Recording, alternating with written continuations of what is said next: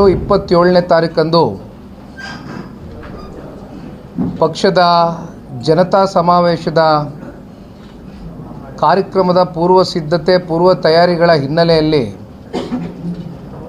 ವಿಜಯಪುರ ಜಿಲ್ಲೆ, ಬಾಗಲಕೋಟೆ ಜಿಲ್ಲೆ, ಹುಬ್ಬಳ್ಳಿ, ಧಾರವಾಡ, ಬೆಳಗಾಂ ಸೇರಿದಂತೆ ಕಿತ್ತೂರು ಕರ್ನಾಟಕ ಭಾಗದಲ್ಲಿ ಜನತಾ ಸಮಾವೇಶವನ್ನು ಹಮ್ಮಿಕೊಳ್ಳಬೇಕು ಅಂತಕ್ಕಂಥದ್ದು ಪಕ್ಷದ ವರಿಷ್ಠರು ಈಗಾಗಲೇ ನಿರ್ಧಾರವನ್ನು ತಗೊಂಡಿದ್ದಾರೆ. ಜೊತೆಯಲ್ಲಿ ಕೆಲವೊಂದಷ್ಟು ಡೈರೆಕ್ಷನ್ಸ್ನು ಕೂಡ ಈಗಾಗಲೇ ಇಷ್ಟು ಜಿಲ್ಲೆಯ ನಾಯಕರ ಜೊತೆಯಲ್ಲಿ ಪಕ್ಷದ JP ಭವನದ ಕಚೇರಿಯಲ್ಲಿ ಕೂತು ಚರ್ಚೆಯನ್ನು ಮಾಡಿದ್ದಾರೆ. ಆ ನಿಟ್ಟಿನಲ್ಲಿ ಇವತ್ತು ಪಕ್ಷದ ಕೋರ್ ಕಮಿಟಿಯ ಅಧ್ಯಕ್ಷರಾಗಿರ್ತಕ್ಕಂಥ JK ಕೃಷ್ಣಾರೆಡ್ಡಿ ಸಾಹೇಬರು ಜೊತೆಯಲ್ಲಿ ಪಕ್ಷದ ಹಿರಿಯಕರು, ಅನುಭವಿಗಳು, ಮಾಜಿ ಮಂತ್ರಿಗಳಾಗಿರ್ತಕ್ಕಂಥ ನಾಡಗೌಡರು ಸಾಹೇಬರು ಜೊತೆಯಲ್ಲಿ ಜಿಲ್ಲೆಯ ದೇವರಿಪಿರಿಗಿ ವಿಧಾನಸಭಾ ಕ್ಷೇತ್ರದ ಶಾಸಕರಾಗಿರ್ತಕ್ಕಂಥ ರಾಜುಗೌಡರಣ್ಣವರು ಜೊತೆಯಲ್ಲಿ ನಾಗಠಾಣದ ನಮ್ಮ ಚವ್ಹಾಣ್ರವರು ಸೇರಿದಂತೆ ಸೋಮಣ್ಣಗೌಡರು, BD ಪಾಟೀಲರು, ಹನುಮಂತಪ್ಪ ಮಾವಿನಮರದವರು ಜೊತೆಯಲ್ಲಿ ಪಕ್ಷದ ಅನೇಕ ಜನ ಜಿಲ್ಲಾಧ್ಯಕ್ಷರು ಕೂಡ ಇದ್ದಾರೆ. ಅನೇಕ ಜನ ಮುಖಂಡರುಗಳು ಇವತ್ತಿನ ಈ ಪತ್ರಿಕಾಗೋಷ್ಠಿಯನ್ನು ಕರೆದಿರ್ತಕ್ಕಂಥದ್ದು ಮೂಲ ಉದ್ದೇಶ ಹಾಸನದಲ್ಲಿ ಜನತಾ ಸಮಾವೇಶ, ಮೊದಲನೆಯ ಜನತಾ ಸಮಾವೇಶ ಭಾಳ ಅಚ್ಚುಕಟ್ಟಾಗಿ ಭಾಳ ಯಶಸ್ವಿಯಾಗಿ ಆ ಜಿಲ್ಲೆಯ ಕಾರ್ಯಕರ್ತರು ನೆರವೇರಿಸಿಕೊಟ್ಟಿದ್ದಾರೆ. ಅದಕ್ಕೆ ಪೂರಕವಾಗಿ ಜಿಲ್ಲೆಯ ಜನತೆಯು ಕೂಡ ಆ ಸಮಾವೇಶದ ಯಶಸ್ಸಿಗೆ ಕಾರಣಕರ್ತರಾಗಿದ್ದಾರೆ. ವಿಶೇಷವಾಗಿ ವಿಜಯಪುರ ಜಿಲ್ಲೆ ಜೊತೆಯಲ್ಲಿ ಬಾಗಲಕೋಟೆ ಸೇರಿದಂತೆ ಅನೇಕ ಜಿಲ್ಲೆಗಳು ಈ ಭಾಗದಲ್ಲೂ ಕೂಡ ಬೆಳ್ಳಿ ಹಬ್ಬವನ್ನು ಆಚರಣೆ ಮಾಡಬೇಕು. ಕಾರಣ, ಒಂದು ಪ್ರಾದೇಶಿಕ ಪಕ್ಷ ಕರ್ನಾಟಕ ರಾಜ್ಯದಲ್ಲಿ ಇತಿಹಾಸದಲ್ಲಿ ಒಂದು ಪ್ರಾದೇಶಿಕ ಪಕ್ಷವನ್ನು ಕಟ್ಟು 25 ವರ್ಷ ಪೂರೈಸಿರ್ತಕ್ಕಂಥದ್ದು ಬಹುಶಃ ಇದು ಮೊದಲನೇ ಬಾರಿ. ಆ ನಿಟ್ಟಿನಲ್ಲಿ ಬೆಳ್ಳಿ ಹಬ್ಬದ ಈ ಸುವರ್ಣ ಮಹೋತ್ಸವದ ಒಂದು ಆಚರಣೆ ಹಿನ್ನೆಲೆಯಲ್ಲಿ ಈ ರೀತಿ ಅನೇಕ ಬೇರೆ ಬೇರೆ ನಾನಾ ಕಡೆ ಜಿಲ್ಲೆಗಳಲ್ಲಿ ಇದನ್ನು ಆಚರಣೆ ಮಾಡಬೇಕು ಅಂತಕ್ಕಂಥದ್ದು ಸನ್ಮಾನ್ಯ ದೇವೇಗೌಡರು ಸಾಹೇಬರ ಮಾರ್ಗದರ್ಶನ ಇದೆ. ಸನ್ಮಾನ್ಯ ಕುಮಾರಣ್ಣವರ ನಾಯಕತ್ವದಡಿ ಇಂಥ ಕಾರ್ಯಕ್ರಮಗಳು ಇನ್ನು ಕಲ್ಯಾಣ ಕರ್ನಾಟಕ ಸೇರಿದಂತೆ ಮಧ್ಯ ಕರ್ನಾಟಕ ಇರ್ಬೋದು, ಉತ್ತರ ಕನ್ನಡ ಇರ್ಬೋದು, ಅನೇಕ ಕಡೆ ಹಳೆ ಮೈಸೂರು ಪ್ರಾಂತ್ಯದಲ್ಲೂ ಕೂಡ ಈ ಸಮಾವೇಶಗಳು ಹಮ್ಮಿಕೊಳ್ಬೇಕು ಅಂತಕ್ಕಂಥ ನಿರ್ಧಾರವನ್ನು ಪಕ್ಷದ ಕಡೆಯಿಂದ ಮಾಡ್ಕೊಂಡಿದ್ದೇವೆ. ಆ ನಿಟ್ಟಿನಲ್ಲಿ ಇವತ್ತು ಪಕ್ಷದ ಜಿಲ್ಲಾ ಮಟ್ಟದ ಕಾರ್ಯಕರ್ತರ ಸಭೆಯನ್ನು ಕೂಡ ಆಯೋಜನೆ ಮಾಡ್ಕೊಂಡಿದ್ದಾರೆ. ತದನಂತರ ಎಲ್ಲಿ ನಾವು ಈ ಒಂದು ಸಮಾವೇಶ ಹಮ್ಮಿಕೊಂಡಿದ್ದೇವೆ ಆ ಜಾಗಕ್ಕೂ ಕೂಡ ಹೋಗಿ ಭೇಟಿಯನ್ನು ಕೊಟ್ಟು ಒಟ್ಟಾರೆಯಾಗಿ 27ನೇ ತಾರೀಕಿನ ಸಮಾವೇಶದಲ್ಲಿ ಎಲ್ಲೂ ಕೂಡ ಲೋಪಗಳು ಆಗದೇ ಇರತಕ್ಕಂಥ ನಿಟ್ಟಿನಲ್ಲಿ ಪೂರ್ವ ತಯಾರಿಗಳು ಮಾಡ್ಕೊಂಡು ಬರಬೇಕು ಅಂತಕ್ಕಂಥ ನಿಟ್ಟಿನಲ್ಲಿ ಪಕ್ಷದ ವರಿಷ್ಠರು, ಕೋರ್ ಕಮಿಟಿಯ ಅಧ್ಯಕ್ಷರು ಜೊತೆಯಲ್ಲಿ ನಾಡಗೌಡರು ಸಾಹೇಬರು ನಾವೆಲ್ಲ ಸೇರಿದಂತೆ ಇವತ್ತು ಇಲ್ಲಿ ಬಂದು ವಿಜಯಪುರದ ಜಿಲ್ಲೆಯಲ್ಲಿ ಸೇರಿದ್ದೇವೆ. ಹಾಗಾಗಿ ಇದು ಬೇರೆ ಇನ್ನೇನಿಲ್ಲ, ಪಕ್ಷದ ಒಂದು ಕಾರ್ಯಕರ್ತರ ಸಭೆ ಇವತ್ತು ಮಾಡ್ತಾ ಇರ್ತಕ್ಕಂಥದ್ದು. ಜೊತೆಯಲ್ಲಿ ಈ 5 ಜಿಲ್ಲೆ ಸೇರಿದಂತೆ ಒಂದು ದೊಡ್ಡ ಸಮಾವೇಶವನ್ನು 7 ಜಿಲ್ಲೆ ಸೇರಿದಂತೆ ದೊಡ್ಡ ಸಮಾವೇಶವನ್ನು ಮಾಡಬೇಕು ಅಂತಕ್ಕಂಥ ನಿರ್ಧಾರವನ್ನು ಪಕ್ಷದ ಕಡೆಯಿಂದ ಮಾಡಿಕೊಂಡಿದ್ದೇವೆ. ಇದು ಮೂಲ ಉದ್ದೇಶ ಬಂದಿರತಕ್ಕಂಥದ್ದು. ರಾಜುಗೌಡರು ಸಾಹೇಬರು ಸಿಂದಗಿ ಅದಕ್ಕೋಸ್ಕರನೇ ಬಂದಿದ್ದೀನಿ. ಜಾಗ ಎಲ್ಲಿ ಇತ್ಯರ್ಥ ಮಾಡ್ಕೊಂಡಿದ್ದಾರೆ, ಯಾಕೆಂದರೆ ವೇದಿಕೆ ಇರ್ಬೋದು, ಪಾರ್ಕಿಂಗ್ ಇರ್ಬೋದು, ಜೊತೆಯಲ್ಲಿ ಊಟದ ವ್ಯವಸ್ಥೆ ಇರ್ಬೋದು, ಇದೆಲ್ಲೂ ಕೂಡ ಸಣ್ಣ ಲೋಪನೂ ಕೂಡ ಆಗಬಾರ್ದು ಅಂತಕ್ಕಂಥ ನಿರ್ದೇಶನ ಕೊಟ್ಟಿದ್ದಾರೆ ಪಕ್ಷದ ವರಿಷ್ಠರು. ಆ ನಿಟ್ಟಿನಲ್ಲಿ ಸ್ಥಳ ವೀಕ್ಷಣೆ ಮಾಡ್ತಕ್ಕಂಥದ್ದಕ್ಕೆ ಜೊತೆಯಲ್ಲಿ ಯಾವ ರೀತಿ ಒಂದು ಆ ಕಾರ್ಯಕ್ರಮದ ಒಂದು ಯಶಸ್ಸಿಗೆ ಅರೇಂಜ್ಮೆಂಟ್ಸ್ನ ಮಾಡ್ಕೊಂಡಿದ್ದಾರೆ ಅಂತಕ್ಕಂಥದ್ದನ್ನ ಗಮನಿಸಕ್ಕೆ ಬಂದಿದ್ದೇವೆ. JDS ಫೈಟಿಂಗ್ ಫಾರ್ ಸರ್ವೈವಲ್ ಅಂತ ಐತೆ. GT ದೇವೇಗೌಡ ಅವರು ಬಿಟ್ಟು ಹೋಗ್ತಿದ್ದ ಅನ್ನುವಂಥ ತಮಗೆ ಇತಿಹಾಸವನ್ನು ಮೆಲ್ಕಾಕ್ಲಿಕ್ಕೆ ಇಚ್ಛೆ ಪಡ್ತೇನೆ. ಜನತಾದಳ ಪಕ್ಷದಲ್ಲಿ ಇಲ್ಲಿಯವರೆಗೂ 50ಕ್ಕೂ ಹೆಚ್ಚು ಜನ ಈ ಪಕ್ಷದಲ್ಲಿ ಗುರುತಿಸ್ಕೊಂಡು ಶಾಸಕರಾಗಿ ಬೆಳೆದು ರಾಜಕೀಯವಾಗಿ ಇವತ್ತು ಭಾಳ ಒಳ್ಳೆ ಪ್ರಶ್ನೆ ಕೇಳಿದ್ರಿ ನೀವು. ಇವತ್ತು ಈ ರಾಜ್ಯ ಸರ್ಕಾರದಲ್ಲಿ 9 ಜನ ಮಂತ್ರಿಗಳು ಮುಖ್ಯಮಂತ್ರಿಗಳ ಆದಿಯಾಗಿ 30% ಸಚಿವ ಸಂಪುಟದಲ್ಲಿ ಇರ್ತಕ್ಕಂಥವ್ರು ಇದೇ ಜನತಾದಳ ಪಕ್ಷದ ಪ್ರಾಡಕ್ಟ್ಗಳೇ. 50ಕ್ಕೂ ಹೆಚ್ಚು ಜನ ಶಾಸಕರು ರಾಜಕೀಯವಾಗಿ ಒಂದು ರಾಜಕೀಯದ ಒಂದು ವೇದಿಕೆಯಾಗಿ ಪಕ್ಷವನ್ನು ಬಳಸ್ಕೊಂಡು ಆಯಾ ನಾನಾ ಕಾರಣಗಳಿಗೆ ಅವರ ವೈಯಕ್ತಿಕ ಕಾರಣಗಳಿಗೋಸ್ಕರ ಬಿಟ್ಟೋಗಿರ್ತಕ್ಕಂಥದ್ದು ನಾವು ನೋಡ್ಕೊಂಬಂದರೂ ಕೂಡ ಪಕ್ಷ ಇನ್ನೂ ಭಾಳ ಶಕ್ತಿಯುತವಾಗಿ ಸದೃಢವಾಗಿ ಗಟ್ಟಿಯಾಗಿ ಉಳಿದಿದೆ. ಯಾಕೆಂದರೆ ಪಕ್ಷದ ಕಾರ್ಯಕರ್ತರಲ್ಲಿ ಒಂದು ದೃಢ ಸಂಕಲ್ಪ ಇದೆ. ಯಾವ ಕಾರಣಕ್ಕೂ ಕೂಡ ಸನ್ಮಾನ್ಯ ದೇವೇಗೌಡರು ಸಾಹೇಬರು ಕಟ್ಟಿರ್ತಕ್ಕಂಥ ಈ ಪ್ರಾದೇಶಿಕ ಪಕ್ಷವನ್ನು ಯಾರೇ ಬಂದರೂ ಹೋದರೂ ಕೂಡ ನಾವು ಕಟ್ಟಿ ಬೆಳೆಸ್ತಕ್ಕಂಥ ಒಂದು ಶಕ್ತಿ ಸಾಮರ್ಥ್ಯ ನಮ್ಮಲ್ಲಿ ಇದೆ ಅಂತಕ್ಕಂಥ ಇಚ್ಛಾಶಕ್ತಿ ಇಟ್ಕೊಂಡಿದ್ದಾರೆ ನಮ್ಮ ಕಾರ್ಯಕರ್ತರು. ಒಂದು ರೀತಿ ಅನೇಕ ಬಾರಿ ನಾವು ಸಮಾವೇಶಗಳಲ್ಲಿ ಮಾತನಾಡ್ತಾ ಇರ್ತೇವೆ, ಇದು ಒಂದು ರೀತಿ ನಾಯಕರನ್ನ ತಯಾರು ಮಾಡ್ತಕ್ಕಂಥ ಒಂದು ಕಾರ್ಖಾನೆ ಇದ್ದಂಗೆ ಜನತಾದಳ ಪಕ್ಷ. ಎಷ್ಟೋ ಜನ ಬಂದಿದ್ದಾರೆ ಹೋಗಿದ್ದಾರೆ, ಆದರೂ 25 ವರ್ಷ ಸುವರ್ಣ ಬೆಳ್ಳಿ ಮಹೋತ್ಸವ ಆಚರಣೆ ಮಾಡಿದ್ದೀವಿ ಅಂದರೆ ಈ ಪಕ್ಷದ ಮೂಲಕ ಸನ್ಮಾನ್ಯ ದೇವೇಗೌಡರು ಸಾಹೇಬರು, ಸನ್ಮಾನ್ಯ ಕುಮಾರಣ್ಣವರು ನಮ್ಮ ದೇಶಕ್ಕೆ ಮತ್ತು ನಮ್ಮ ರಾಜ್ಯಕ್ಕೆ ಕೊಟ್ಟಿರ್ತಕ್ಕಂಥ ಕೊಡುಗೆಗಳು ಬಹುಶಃ ಇವೆಲ್ಲವೂ ಕೂಡ ರಾಜ್ಯದ ಜನತೆ ನಾವು ಇವತ್ತು ಕೂಡ ಜನತಾದಳ ಪಕ್ಷ ಪ್ರಬಲವಾಗಿ ಉಳ್ಕೊಳ್ಳಿಕ್ಕೆ ಇದು ಕಾರಣ ಅಂತಕ್ಕಂಥದ್ದು ನಾ ಗಟ್ಟಿಯಾಗಿ ನಂಬಿದ್ದೆ. ಹೇಳ್ತಾರೆ ವೈಯಕ್ತಿಕ ಕಾರಣ ಅಂತ, ಅಲ್ಲಿ ಯಾರೋ ಅವರು ಹೋದವರೆಲ್ಲ ಹೇಳ್ತಾರೆ ನಮಗೆ ಸಿಗಬೇಕಾದ ಗೌರವ ಸಿಕ್ಕಿಲ್ಲ, ಬರೀ ಪಾರ್ಟಿ ಅಂದ್ರೆ ಅಪ್ಪ ಮಕ್ಕಳು ಮಾರ್ಗ ನಡೆಸೋದು, ನಮ್ಗೆ ಯಾವ್ದು ಅಧಿಕಾರ ಕೊಟ್ಟಿಲ್ಲ, ಎಷ್ಟು ದಿನ ನಾವು ಅಲ್ಲಿ ಆ ಥರ ಇರಬೇಕು ಅನ್ನೋ ಒಂದು ಆರೋಪದಿಂದ ನಾವು ಹೊರಗೆ ಬಂದ್ವಿ. ಹೊರಗೆ ಬಂದ್ಮೇಲೆ ನಮ್ಗೆ ಸ್ಥಾನ ಸಿಕ್ತು. ಹೊರಗೆ ಪ್ರಸ್ತುತ ರಾಜಕಾರಣದ ವಿಚಾರವಾಗಿ ಚರ್ಚೆ ಮಾಡೋದಾದರೆ, ಇವತ್ತಿನ ಈ ಸರ್ಕಾರದಲ್ಲಿ ರಾಜ್ಯದ ಮುಖ್ಯಮಂತ್ರಿಗಳಾಗಿರ್ತಕ್ಕಂಥವರು ಸನ್ಮಾನ್ಯ ದೇವೇಗೌಡರು ಸಾಹೇಬ್ರನ್ನವ್ರನ್ನ ಉಪಮುಖ್ಯಮಂತ್ರಿ ಮಾಡದೆ ಹೋಗಿದ್ರೆ ಬಹುಶಃ ಇವತ್ತವರು ಮುಖ್ಯಮಂತ್ರಿಗಳಾಗ್ತಾಯಿದ್ರೆ ಏನೋ ಅಂತಕ್ಕಂಥದ್ದು ಪ್ರಶ್ನೆ ಮಾಡಬೇಕಾಗ್ತದೆ. ಜೊತೆಯಲ್ಲಿ ಮತ್ತೊಬ್ಬರು ಬಹಳ ಹಿರಿಯ ನಾಯಕರು MP ಪ್ರಕಾಶ್ರವರು ನಮ್ಮ ಜೊತೆಯಲ್ಲಿ ಇವತ್ತು ಅವರು ಇಲ್ಲ. ಅವ್ರನ್ನೂ ಕೂಡ ಪಕ್ಷ ಉಪಮುಖ್ಯಮಂತ್ರಿ ಸ್ಥಾನದವರೆಗೂ ತಗೊಂಡು ಹೋಗಿದ್ವು. ಇದು ಯಾವುದೇ ಒಂದು ಏನೋ ನಮಗೆ ನಮ್ಮ ತಲೆ ಮೇಲೆ ಒಂದು ಸಮುದಾಯದ ಒಂದು ಪಟ್ಟ ಕಟ್ತಾರಲ್ಲ, ಇವ್ರು ಯಾರೂ ಕೂಡ ನಮ್ಮ ಸಮುದಾಯಕ್ಕೆ ಸೇರಿರ್ತಕ್ಕಂಥ ವ್ಯಕ್ತಿಗಳಲ್ಲ. ಹಾಗಾಗಿ ಜನತಾದಳ ಪಕ್ಷ ಸರ್ವ ಜನಾಂಗಕ್ಕೂ ಸರ್ವ ಸಮುದಾಯಕ್ಕೂ ಕೂಡ ರಾಜಕೀಯವಾಗಿ ಸಾಮಾಜಿಕವಾಗಿ ಶಕ್ತಿಯನ್ನು ತುಂಬಿಸ್ಕೊಂಡಿದೆ ಅಂತಕ್ಕಂಥದ್ದು ಬಹುಶಃ ಇವು ಎರಡು ಸಣ್ಣ ಉದಾಹರಣೆಗಳು ನಿಮ್ಮ ಕಣ್ಣು ಮುಂದೆ ಇಡ್ತೀನಿ. ನೋಡಿ ಅಣ್ಣ, ಒಂದು ಮಾತು ಹೇಳ್ತೇನೆ. ಹಳೆ ಮೈಸೂರು ಪ್ರಾಂತ್ಯದಲ್ಲಿ 52 ಕ್ಷೇತ್ರದಲ್ಲಿ 40 ಕ್ಷೇತ್ರಗಳು ಕಳೆದ 2004ರಿಂದ ಈಚೆಗೆ ನಡೆದಿರ್ತಕ್ಕಂಥ ಚುನಾವಣೆಗಳು 40 ಕ್ಷೇತ್ರ ಗೆದ್ದಿದ್ದೇವೆ. ಇನ್ನು ಕಲ್ಯಾಣ ಕರ್ನಾಟಕದಲ್ಲಿ 40 ವಿಧಾನಸಭಾ ಕ್ಷೇತ್ರದಲ್ಲಿ 12ರಿಂದ 13 ಕ್ಷೇತ್ರ ಗೆದ್ಕೊಂಬಂದಿದ್ದೇವೆ. ಇನ್ನು ಮಧ್ಯ ಕರ್ನಾಟಕಕ್ಕೆ ಹೋದರೆ 22 ಕ್ಷೇತ್ರದಲ್ಲಿ 7 ಕ್ಷೇತ್ರ ಯಾವಾಗಲೂ ಗೆದ್ಕೊಂಬಂದಿದ್ದೇವೆ.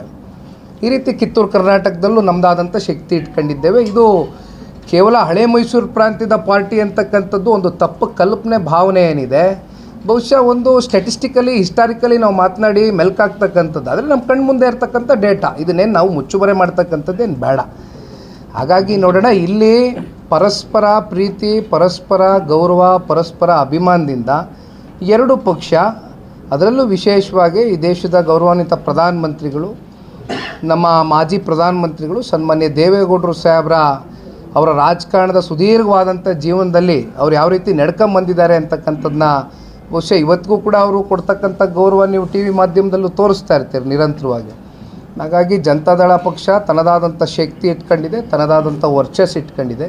ಇಲ್ಲಿ ಯಾರೂ ಕೂಡ ಯಾರಿಗೂ ಮರ್ಜರ್ ಆಗ್ತಕ್ಕಂಥ ಪ್ರಶ್ನೆ ಇಲ್ಲ. ನಮ್ಮ ಶಕ್ತಿ ಅವ್ರಿಗೆ ದಾರಿ ಎರೆದಿದ್ದೇವೆ, ಅವ್ರ ಶಕ್ತಿ ನಮಗೆ ದಾರಿ ಎರೆದಿದ್ದೇವೆ. ಒಟ್ಟಾರೆಯಾಗಿ ಈ ಭ್ರಷ್ಟ ಕಾಂಗ್ರೆಸ್ ಸರ್ಕಾರವನ್ನು ಈ ರಾಜ್ಯದಿಂದ ಹೋಗಲಾಡಿಸ್ತಕ್ಕಂಥದ್ದಕ್ಕೆ ಇಬ್ಬರು ಕೂಡ ಒಟ್ಟಾಗಿ ಕೆಲಸ ಮಾಡ್ತೇವೆ. ನೋಡಿ ಅಣ್ಣ, ಈಗ ಒಂದು ಎರಡು ಪಕ್ಷದ ನಾಯಕರುಗಳು ಕಳೆದ ಲೋಕಸಭಾ ಚುನಾವಣೆಯಲ್ಲಿ ನಮ್ಮ ಅಲಯನ್ಸ್ ಏನಾಯಿತು, ನಾವು ಒಂದು ಗುರಿಯನ್ನು ಇಟ್ಕೊಂಡು ಹೊರಟಿದ್ದೇವೆ. ರಾಜ್ಯದ ಸರ್ವೋತ್ತಮುಖ ಅಭಿವೃದ್ಧಿಯ ದೃಷ್ಟಿಯಿಂದ ಈ ಹೊಂದಾಣಿಕೆ ಆಗಿದೆ. ಫ್ಲೈಟ್ ಹತ್ತಿದ್ದೀವಿ, ಫ್ಲೈಟಲ್ಲಿ ಎಲ್ಲ ಪ್ಯಾಸೆಂಜರ್ಗಳು ಕೂತಿದ್ದಾರೆ. ಫ್ಲೈಟು ಹೋಗಬೇಕಾದ್ರೆ ಒಂದು ಯಾವುದಾದ್ರೂ ಗುರಿ ಮುಟ್ಟಬೇಕಲ್ಲ, ಒಂದು ಡೆಸ್ಟಿನೇಷನ್ನು. ಫ್ಲೈಟು ಸ್ವಲ್ಪ ಟರ್ಬ್ಯುಲೆನ್ಸ್ ಆಗ್ತದೆ. ಆಗ ಒಳಗಡೆ ಕೂತಿರ್ತಕ್ಕಂಥ ಪ್ಯಾಸೆಂಜರ್ಗಳಲ್ಲಿ 4-5 ಜನ ಎದ್ಬಿಟ್ಟು, ಇದೇನಪ್ಪ ಈ ಫ್ಲೈಟ್ ಹತ್ತಬಾರ್ದಾಗಿತ್ತು, ಯಾಕೋ ಭಾಳ ಅಳ್ಳಾಡ್ತಾ ಇದೆಯಲ್ಲ ಅಂತ ಹೇಳಿದ್ರೆ ಆಗಲ್ಲ. ಮಧ್ಯದಲ್ಲಿ ಇರ್ತೀವಿ, ಅದು ಲ್ಯಾಂಡ್ ಆಗುತ್ತೆ, ಸೇಫಾಗಿ ಲ್ಯಾಂಡ್ ಮಾಡ್ತಾರೆ ಫ್ಲೈಟು. ಅಲ್ಲಿವರೆಗೂ ಕೂಲಾಗಿ ಹೋಗ್ಬೇಕಾಗ್ತದೆ. ಯಾರೋ 4-5 ಜನ ಅವರವ್ರ ವೈಯಕ್ತಿಕ ಕಾರಣಗಳಿಗೋಸ್ಕರ ಮಾತನಾಡ್ತಕ್ಕಂಥದ್ದಕ್ಕೆ ನಾವು ಅದಕ್ಕೆಲ್ಲ ಜಾಸ್ತಿ ತಲೆ ಕೆಡಿಸ್ಕೊಳ್ಳೋದು ಬೇಡ. ದಯಮಾಡಿ ಬೇಕಾದ ಫ್ಲೈಟ್ ಹತ್ತು ಬಿಟ್ಟಿದ್ದೀವಿ ಪಾಪ ಅವ್ರದ್ದು ನಮಗೆ ಬೇಕಾಗಿದ್ದಲ್ಲ, ಎಲ್ಲರೂ ಸೇರಿ ಒಟ್ಟಿಗೆ ಇದೇ ಫ್ಲೈಟ್ ಹತ್ತು ಅಂದ್ರೆ ಹತ್ತಿದ್ದೀವಿ. ತಗೊಳ್ಳೋ ಸ್ಥಿತಿಗತಿ ಏನು ಅಂತ ಅವ್ರನ್ನ ಕರ್ಕೊಂಡೇ ಹತ್ತಿರ್ತೀವಿ. ಈಗ Flight- ಬೇಕಾಗಿರೋ ಫ್ಲೈಟ್ ಹತ್ತಾಗಿದೆ ಸರ್. ಈಗ ಉಳಿದ ಟಿಕೆಟ್ ತಗೊಂಡವ್ರ ಸ್ಥಿತಿನೂ ನೋಡ್ಬೇಕಲ್ಲ.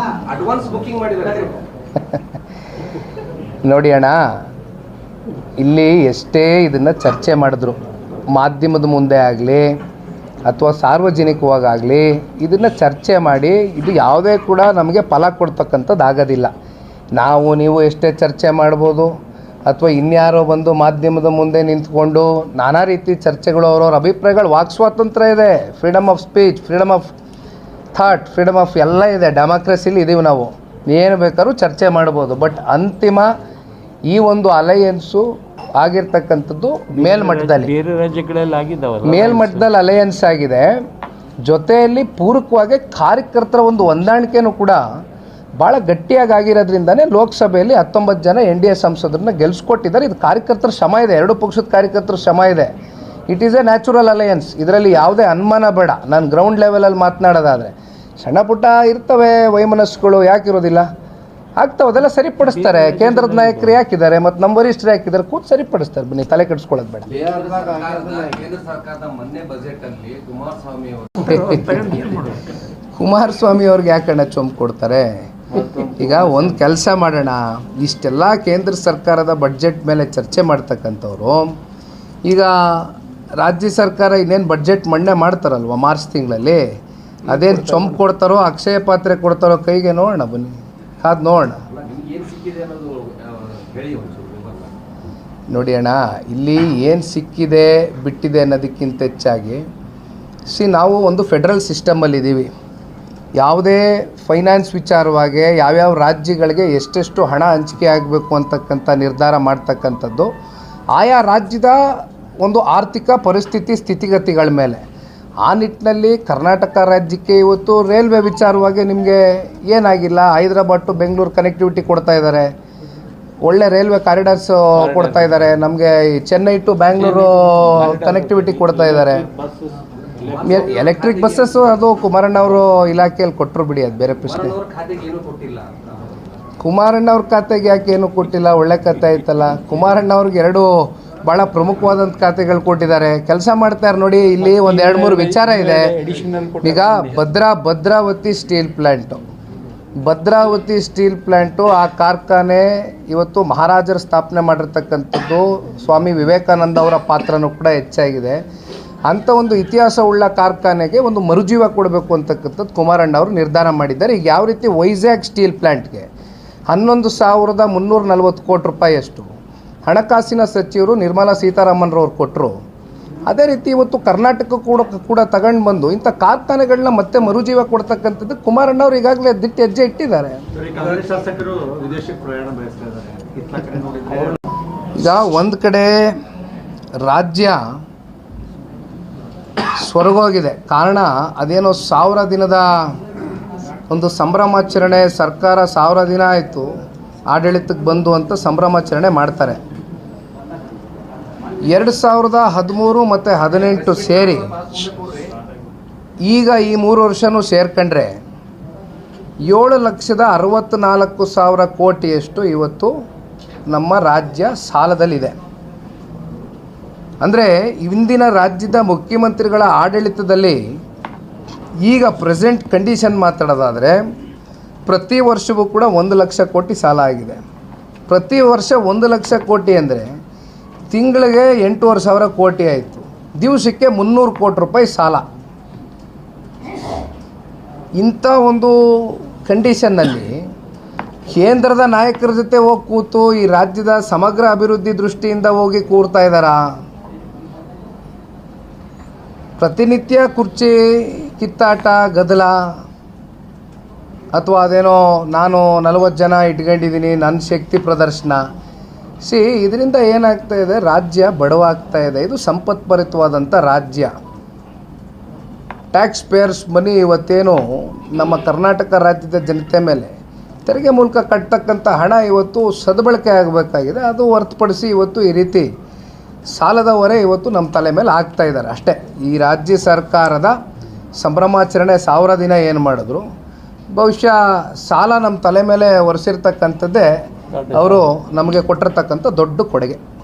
ನಿಮ್ದು JDS ಮೇಲೆ ಒಂದು ದೊಡ್ಡ ಹಾಗಾದ್ರೆ ಜನತಾದಳದವ್ರಿಗೆ ಸಿದ್ಧಾಂತ ಇಲ್ಲ ಅಂತ ಇವರೇನಾದ್ರು ಇವತ್ತು ನಿರ್ಧಾರ ಮಾಡಿದ್ಮೇಲೆ ಮತ್ತೆ ಯಾತಕ್ಕೋಸ್ಕರ 2018ರಲ್ಲಿ ಹುಡ್ಕೊಂಡು ಕಾಂಗ್ರೆಸ್ನವರು ಮನೆ ಬಾಗಿಲಿಗೆ ಯಾಕಪ್ಪ ಕೇಂದ್ರದವ್ರು ಬಂದಿದ್ದು? ಮತ್ತೆ ನಮಗೆ ಪಾಪ ನಮ್ಗೆ ಐಡಿಯಾಲಜಿ ಇಲ್ಲ, ನಮಗೆ ಕೇಡರ್ ಇಲ್ಲ, ಮರ್ಜ್ ಮಾಡಿಬಿಡ್ತೀವಿ ಅಂತ ಚರ್ಚೆ ಮಾಡುವಂಥ ಕಾಂಗ್ರೆಸ್ ಅವ್ರಿಗೆ ಇವತ್ತು ನಮ್ಮ ಬಗ್ಗೆ ಚರ್ಚೆ ಮಾಡೋದು.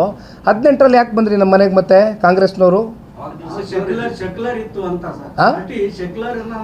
ಈಗೇನು ತೆಗ್ದಿದೀವ? ನೋಡಿಪ್ಪ, ಒಂದು ಮಾತು ಹೇಳ್ತೀನಿ ಕೇಳಿ. ನಮ್ಮ ಐಡಿಯಾಲಜಿಕಲಿ ನಾವು ಯಾವುದೇ ಬದಲಾವಣೆ ಆಗಿಲ್ಲ. ಸರ್ವ ಜನಾಂಗದ ಶಾಂತಿಯ ತೋಟವನ್ನು ಈ ನಾಡಿನಲ್ಲಿ ರಚನೆ ಮಾಡಬೇಕು ಅಂತಕ್ಕಂಥದ್ದು ಕುಮಾರಣ್ಣವರ ದಿಟ್ಟ ನಿರ್ಧಾರ. ಹಾಗಾಗಿ ಇಲ್ಲಿ ನಾವು BJP ಜೊತೆ ಕೈ ಜೋಡಿಸಿದ್ವಿ ಅನ್ನೋ ಮಾತ್ರಕ್ಕೆ ನಮ್ಮ ಸೆಕ್ಯುಲರಿಸಮ್ನ ನಾವು ಬದಿಗಿಟ್ಟಿದ್ದೀವಿ, ಮೂಲೆ ಗುಂಪು ಮಾಡಿದ್ದೀವಿ ಅಂತಕ್ಕಂಥ ಪ್ರಶ್ನೆ ಅಲ್ಲ.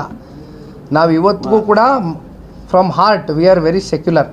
ಅಲ್ಲ, ಮಹಾರಾಷ್ಟ್ರನಾಗ ಶಿವಸೇನಾ ಜೋಡಿ ಅಲಯನ್ಸ್ ಮಾಡ್ಕೊಂಡ್ರೆ ಮತ್ತೆ ಅಲ್ಲಿ ಸಿದ್ಧಾಂತ ಎಲ್ಲಿ ಸೆಕ್ಯುಲರಿಸಮ್ ಐತಿ?